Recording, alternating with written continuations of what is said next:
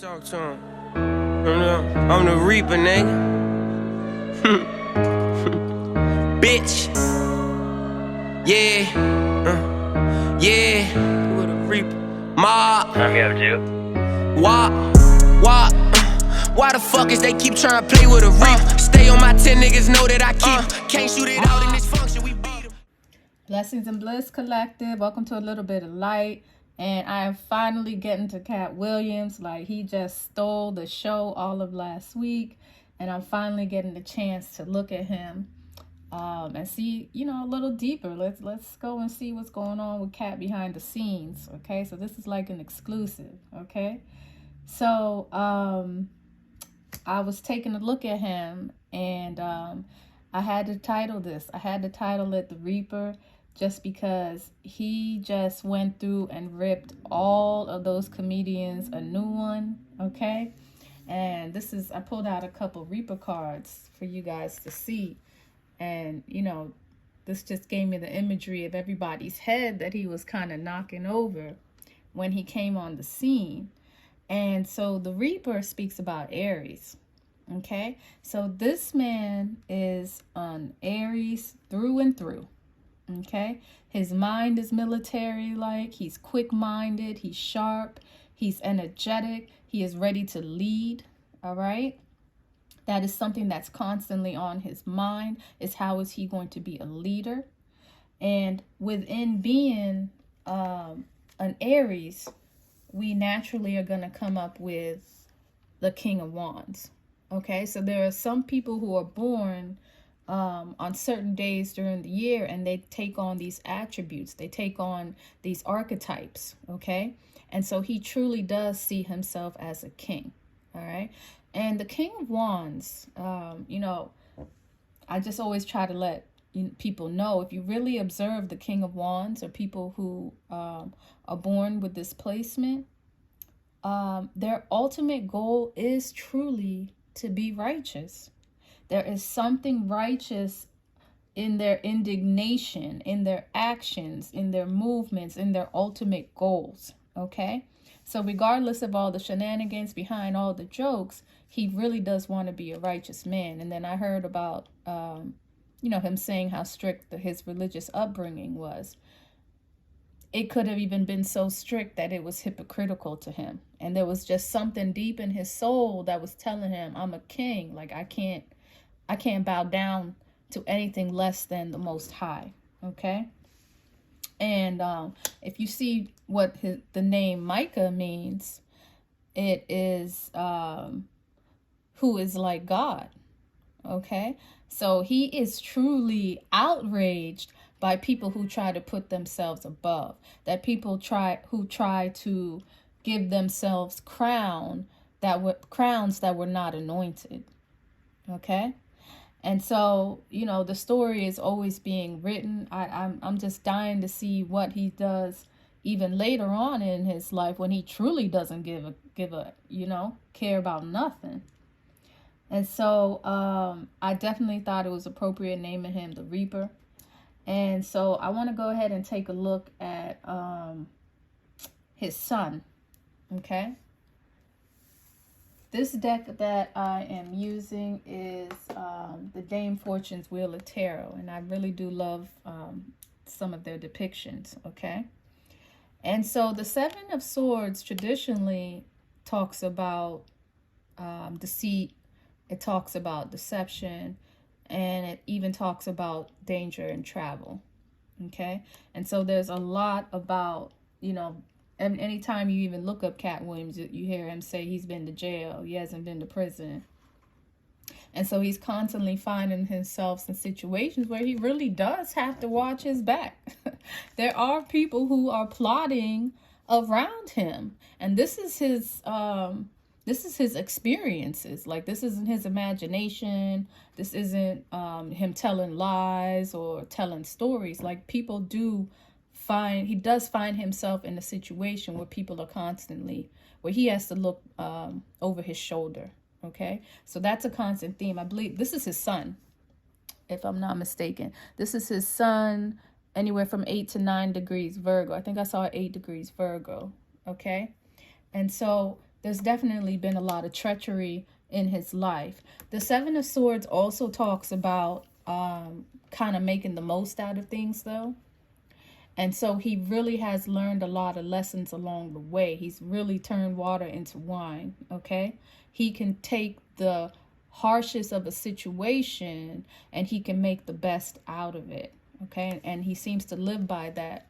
And you can tell by the pride in the lessons that he's learned from his independence and independence in early childhood. You know, if you're going to leave your home at 13, that is someone who has a lot of conviction, and that's someone who doesn't want to look back, who's determined to always look forward. Like tomorrow's going to come, all right? And we'll figure it out tomorrow. But he's going to make the best out of any situation, okay? And that's just his divine purpose. His divine purpose is to demonstrate to people that there is always going to be another day. You can always reinvent yourself, and you can always come anew, as long as, you know, you have this kingly righteous justice within you, okay? The next one I want to look at is his moon, and that one was 1 degree Aquarius. Yeah, so this was really tying it into me. I'm like, it's like the way he just came out the gates at the new year, okay? And his moon, his mind, the way he sees the world is through the 4 of Coins energy, okay? And so, you know, I just randomly picked this deck. Every single deck has a different depiction, but this one I just can't help but see how it's like someone is teaching a beggar what true wealth is, okay? What is true wealth, and learning and knowledge of what is truly valuable is what he's here to do. And so there's just not a disdain, but there's a lack of importance to money. If you listen to him talk, just because you have money doesn't make you better than the next person. It's your substance. It's what you are truly made of that is really going to show your character. Okay, so he's very big on people's character over their money and what they value. Okay, and it's like he's tossing the crowns to the ground, and he's holding up the weed and the grains and that which gives you nutrients and nurturing. Okay, and he's holding that at high value. You can hear how proud he was speaking about the children that he's raising. To him, that's worth gold. That's more precious than any dollar you could ever give him. And he's constantly talking about he's had to turn down money because what is valuable to him is not the same as to the next man. Okay, so he's very passionate and he's really very emotional about the things that he values and getting to understand yourself. Like when I saw this 4 of Coins, I actually did believe that he has read that many books. Like this is a person, you know, whenever I get the 4 of Coins, it's time to study. Like I find myself cracking open a book anytime the 4 of Coins energy is there. Teachers start coming out of the woodworks. This is the teacher. This is the student. Okay, this is knowledge of self. This is people that want to know. All right, and it's just very interesting that he came out with this energy because this is where Pluto is.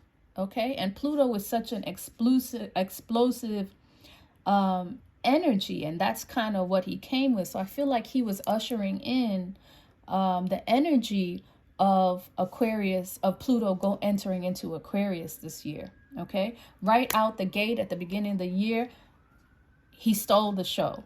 Okay, and all eyes and all attention to me was on Pluto. All right, Pluto is going to destroy anything in its path. It's going to destroy all falseness. Pluto is looking for the truth. Pluto was the power of investigation.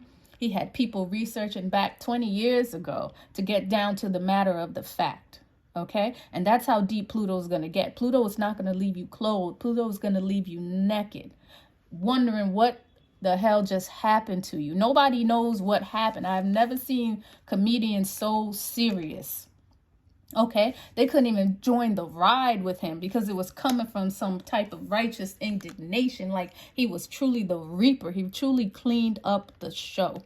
He cleaned up the house of everybody. And now they got to go back and they have to think about the decisions that they've made over the past years, over the past 15 years. Okay, because Capricorn is talking about the government. And so there was a certain government that was in play and that is now just being in shambles. And then Aquarius does talk about your friends and it does talk about your associations. Okay. And so he is dismantling these cliques. He's dismantling these associations that are not built in truth, that are not built in true wealth. Okay. And so there's just a reorganization. There was just a revamping of what was and what is now to be. All right. And so right out of the gate, that's his moon. And, you know, whenever I see the moon, it's like that's what you're honing in on. That's your vision. That's the hole that he sees through. OK, so he's going to spot you. If you are someone who's fronting, who's hiding behind your money, but you have no content, like no worth, no value, he can see through you. Like it's probably, he probably feels like it's some kind of superpower. Like he knows when you're stunting. He knows when you're fronting. He can tell that. Okay, he can tell when you're of little value. Okay, and value to him is something that's rooted in righteousness. And if you don't have it, if you don't stand for it, he's going to call you out.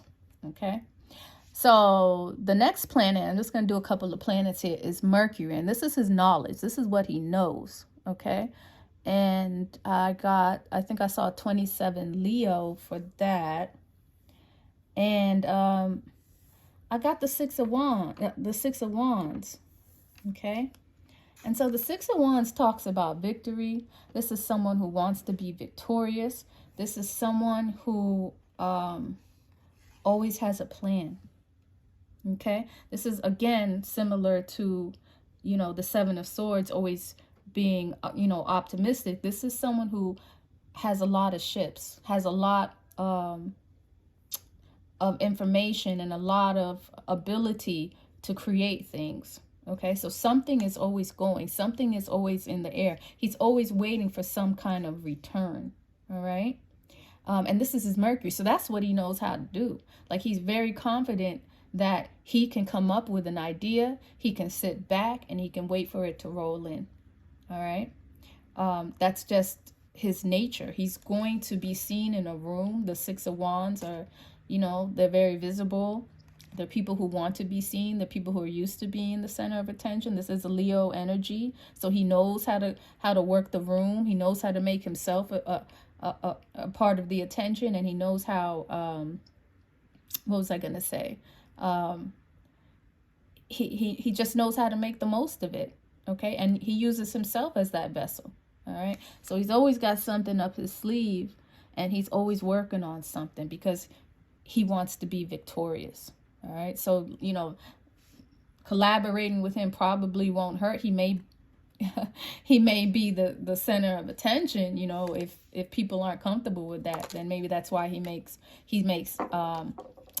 enemies, because he relies on himself. Okay. He is very self-reliant. And so maybe putting someone else in control and him in the backseat, maybe that makes him a little uncomfortable. That's not his strong point. His strong point is his mind and himself as the center, and he trusts that. But that is his knowledge. And Mercury also deals with good communication. So he's going to communicate as though he's very confident. He's going to communicate as though he is victorious. Okay, and so he probably you know, that was probably his upbringing. That was probably his education. That was probably his neighborhood. You know, that's who he was. He was someone that you could go to and someone who would stand out and someone who could get things done. And that's just always who he's been. That's what he came in here with, that type of knowledge. And then I had the Five of Wands here. What's the Five of Wands? Why did I bring this one out? Five of Wands is going to be 10 to... his ascendant. He's a Leo ascendant too. And I thought that was really funny. that they brought the lion out for the King of Wands, because, you know, Leo is the lion. And so he's a lion. That's who he is. That's how he sees himself. You know, this is Mufasa. This man sees himself as Mufasa. He's the king of the jungle. Okay, you're not going to tell him any different. That's the mask that he wears to the world. This is how he sees himself. Okay, and you know, this is a very dramatic sign. Okay, the Five of Wands is a very dramatic sign. You know, I'm curious to see his relationship with his mother with the Five of Wands here on the ascendant. But he's very secretive about his family. It's even hard to find anything on Wikipedia about the man. Okay, so he's not giving out this information, so he's guarding that. But you know, I see 10 crowns here. Okay, he wants them all. He wants all these crowns. All right, he sees himself as someone who can hold these crowns on his head. Okay, so people like this aren't necessarily flamboyant, but they are very confident. He's very confident in himself because he has actually done the work. He's actually seen the results of his gifts. This is what he was born with. He's naturally has these aspects to him. Okay, and then lastly, I did want to take a look at I think this is his Venus down here. I did Venus. His Mars was 12 Aquarius. So that's the 5 of coins. Okay. So, you know, he may be about the ladies. Okay. This is something else that he's very passionate about. Okay. He might like them rough. He might like to clean them up. Okay. These are women that, you know, these are women that like the fast life. This is something that he enjoys. You know, when I heard him talking about the toxic people, you know, that's coming back to me now. The toxic women, you know, maybe he does like it. But on the other side of it, the 5 of coins talks about people who have fallen from high. And so there truly is this disdain that he has for people who have tried to climb up self-righteously. Okay, and he's right there like the Sandman when you fall. All right, so this is something he really is passionate about. If you are trying to ride the wrong horse and you climbing up to the top, and the wrong horse is your mare, that's the woman. Okay, if you're riding on these superficial saddles, trying to climb the top, he truly is glad to see you knocked off of your horse in the day that you fall. Okay, this is part of his passion. This is what he has disdain for. And when I did take a look at his Venus, I saw the 8 of Swords.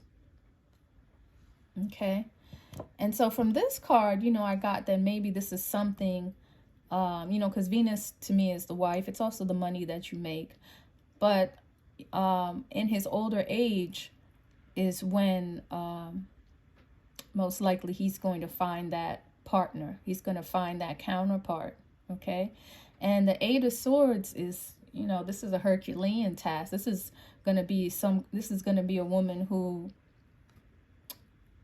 he'll admire her just because of how much she can do, how much she's capable of.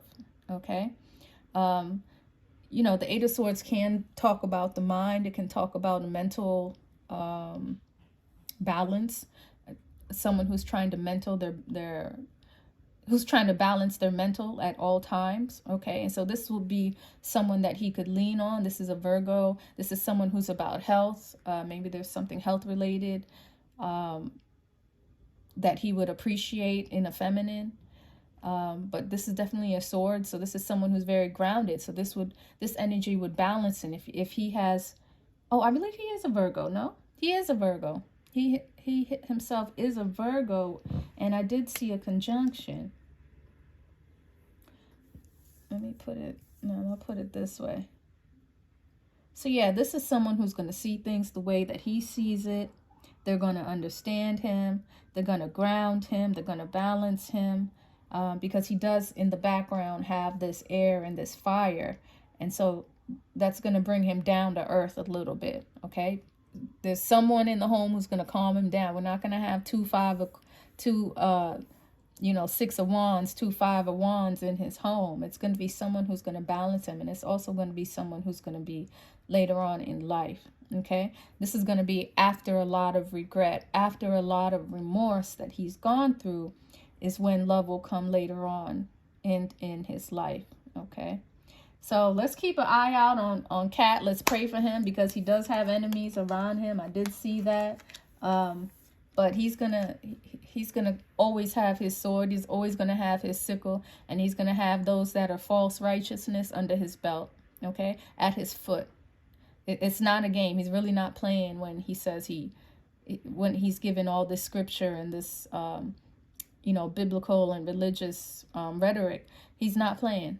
He really stands for something righteous, and he wants to be surrounded with people like that. Okay, so maybe people shouldn't get offended, but they really do need to take a look at themselves and the decisions that they've made over the years. And joining the pack, joining the rat pack, can get you only so far.